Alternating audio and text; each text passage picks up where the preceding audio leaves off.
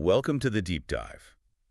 We are armed today with a pretty substantial stack of sources, and we are staring directly into, well, what might be the most terrifying cosmic puzzle there is, the Fermi Paradox. That's right. And it's such an overwhelming intellectual challenge. In simple terms, the mathematics, just the sheer scale and age of the universe, it suggests intelligent life should be common, Everywhere, right? should be flourishing and visible.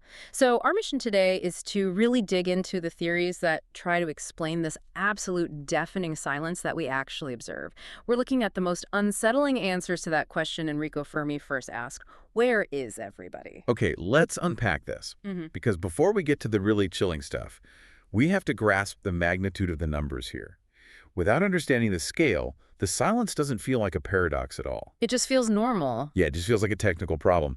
But when you look at the raw stats, it feels less like silence and more like a cosmic scream. Exactly. I mean, just look at our cosmic backyard, the Milky Way.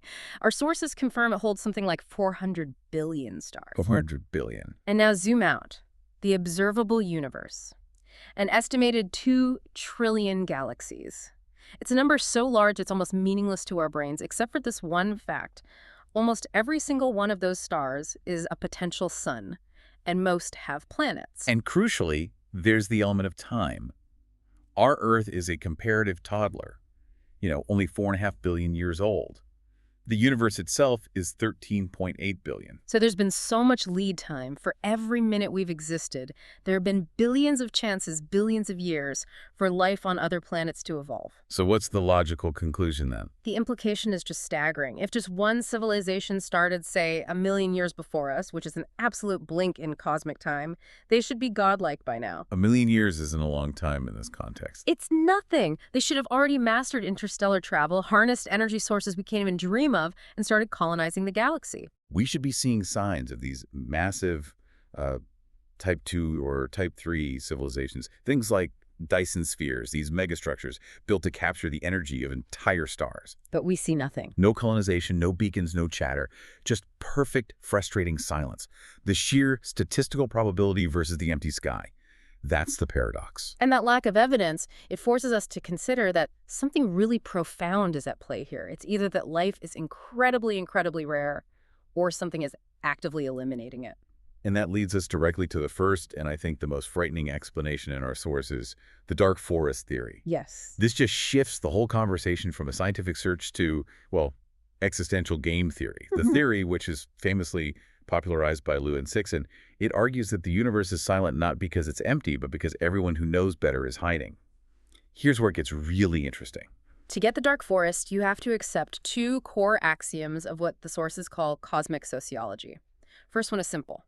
Survival is the absolute #1 goal for every civilization. That's universal. And second, resources are finite. The universe might seem huge, but the good stuff, safe energy, habitable planets, that's limited. So you can't have exponential growth forever.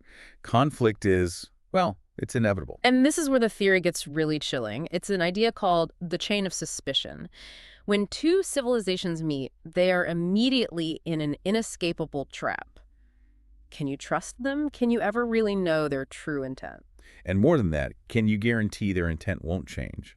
I mean, say they're peaceful now, but they're technologically explosive. They could advance 10,000 years in just a century. What if tomorrow they decide your star system is critical for their survival? Precisely. Because intent can't be known and growth is inherently aggressive, the only mathematically rational game theory sound move is preemptive destruction.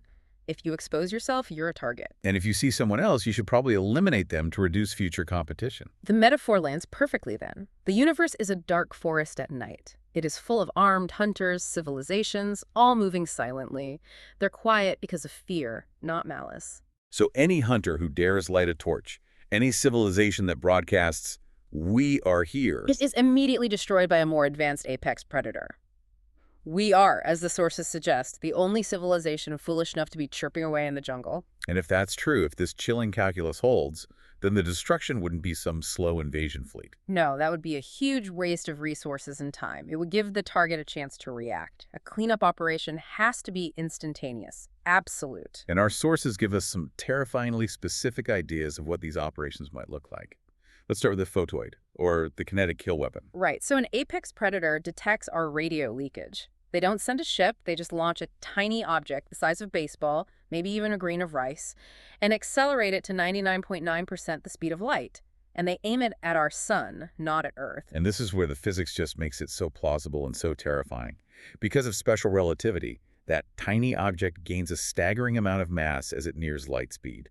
E equals mc squared. Yeah, that kinetic energy release is equivalent to a massive multi-megaton explosion.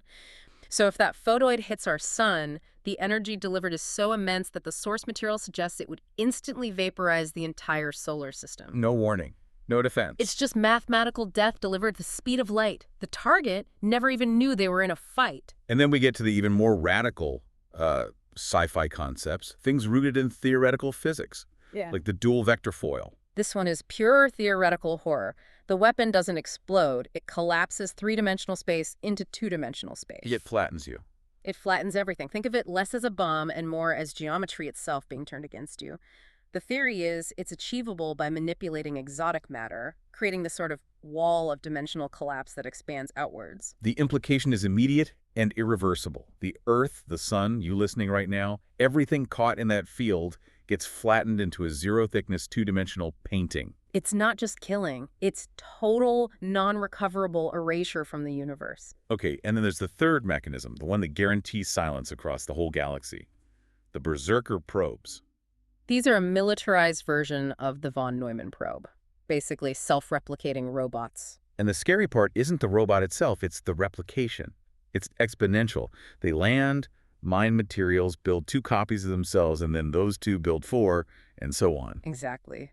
Given enough raw materials, that replication is unstoppable. The sources estimate that a single initial probe could infect and sterilize the entire Milky Way galaxy with trillions of these killer robots in just a few million years. Their directive is brutally simple. Find life, destroy it, replicate. So the galaxy is silent because anything that rises up is just automatically eliminated by this robotic immune system. That's the theory. That is definitely the maximal threat scenario. Yeah. But let's shift gears a bit. Maybe the universe isn't a minefield. Maybe we're just fundamentally too boring or maybe too dangerous to talk to. And that brings us to the zoo hypothesis. Instead of being hunted, we're specimens. If a civilization becomes truly godlike, they might see us the way we see, I don't know, an isolated tribe or a rare species in a nature preserve. They don't want to talk to us. They just want to watch. Earth is a carefully maintained cosmic nature preserve. Right. And the really chilling part of this theory is the idea of the cage. If the zoo hypothesis is true, they might have put some kind of shield around our solar system, or maybe just around our consciousness, to stop us from seeing them and to stop our signals from getting too far out. So we're basically a galactic reality TV show, a long-running science experiment. Which then raises the true existential question of the whole hypothesis. What happens when we pose a risk? What happens when, as the sources put it, the ants start biting the glass? When we develop the technology to actually leave our solar system and break out of the preserve? Do they just fumigate the cage? Do they shut the experiment down to protect the cosmic ecosystem? We don't know. Whether the threat is hostile aliens or just detached observers, it makes you feel deeply fragile. But there's another possibility for our isolation that turns the horror inward, the Great Filter. The Great Filter theory suggests the barrier to becoming a galaxy-spanning civilization isn't an external enemy, but a single, almost impossible evolutionary or technological step. Like a bottleneck. A bottleneck, exactly. Think of evolution as a sequence. Life begins, complex cells form, intelligence emerges, technology develops, and finally, space travel. The filter says one of those steps is so incredibly rare that almost nobody makes it through. And the whole terror of this idea comes down to one question. Is that filter behind us in our past, or is it still ahead of us in our future? Possibility A. The filter is behind us. We are the unique exception. Maybe life itself, or maybe the jump to complex multicellular life was the 1 in a trillion cosmic accident. So if that's true, the horror isn't violence, it's this crushing, infinite loneliness. We are the universe's only child. We're it. And that means we carry this infinite responsibility for the future of all known consciousness. If we mess up and destroy ourselves, nukes, climate collapse, whatever, the universe just goes dark. Forever. Wow. But possibility B is, according to some of our sources, far more chilling and maybe more likely. Life and intelligence are common. But the filter is ahead of us. Technological civilizations inevitably destroy themselves once they reach a certain level of power. Before they can leave their home planet. Exactly. It's the existential trap. They invent weapons of mass destruction and use them. They create a runaway AI that replaces them. They burn through their planet's resources and collapse. And this is the critical, chilling takeaway. If the filter is ahead of us, then finding evidence of past life somewhere else, even just fossilized bacteria on Mars, would be the absolute worst news in human history. It sounds counterintuitive, but think about it. Why? Because it proves that the first part, creating life, is easy. It proves the hard part is easy, which means the inevitable graveyard, the filter, is still waiting for us. We would know in that instant that we're walking toward a guaranteed, pre-programmed self-destruction. We are constantly playing with fire then. And when you look at our own actions, we spend a lot of time on SETI, the search for extraterrestrial intelligence, which is safe. We're just listening. So we also engage in METI, messaging extraterrestrial intelligence, which many scientists view as a radical, unforgivable risk. It's a huge controversy. We haven't been quiet at all.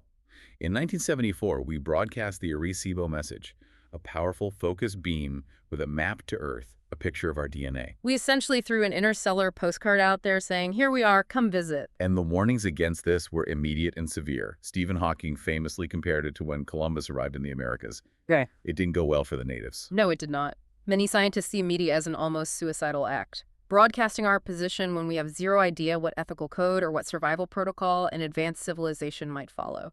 If we accept the dark forest logic, our radio emissions are leaking out constantly anyway. That bubble of our civilization's noise is already over 100 light years wide. Right, but the Arecibo message was a direct, powerful shout, and it was sent 50 years ago.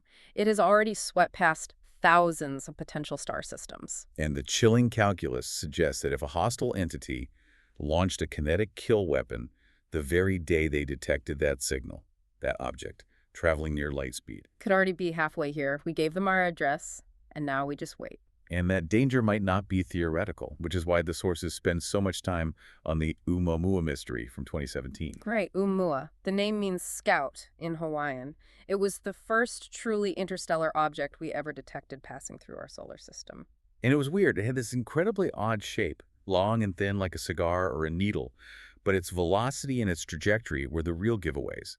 It was moving too fast to be caught by our sun's gravity. It came from deep space. And most suspiciously, as it went past the sun, it accelerated. It got a little push. Now, comets do that with gas exhaust, but Oumuamua had no visible tail, no exhaust at all. Which led to Harvard astronomer Avi Loeb's theory, detailed in the sources, suggesting it might have been artificial. A light sail, a broken probe, or, most worryingly, a scout. And if you connect the dots, the Arecibo message and the Oumuamua sighting, the implication is terrifyingly cohesive.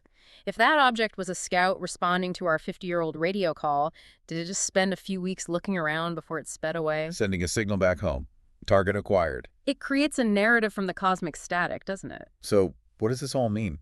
Our deep dive has presented really two profound and mutually exclusive possibilities. Either we are profoundly alone or we are profoundly not alone. And both are equally terrifying. Yeah, it's either the crushing loneliness and the burden of being the sole custodians of all consciousness, or it's the terrifying reality that we are in a high-stakes armed conflict that we only just found out we were in. And if the dark force theory is true, hiding is not an option anymore. Our signal is out. The invitation has been sent. The only chance for survival isn't to be quiet, but to advance so rapidly that we become the apex predator ourselves. So it's a race. It's a race. To unify as a species, to invest everything into physics, to master the technologies that can stop those photoids and foils so that by the time anyone hostile arrives, we are the ones they fear. So this contrast between the dark forest and the great filter, it raises the ultimate question for you to think about. Do we need to look outward or inward for the reason the universe is so silent? Look up at the stars tonight. The sources raise a final chilling thought for you. Are they twinkling or are they blinking?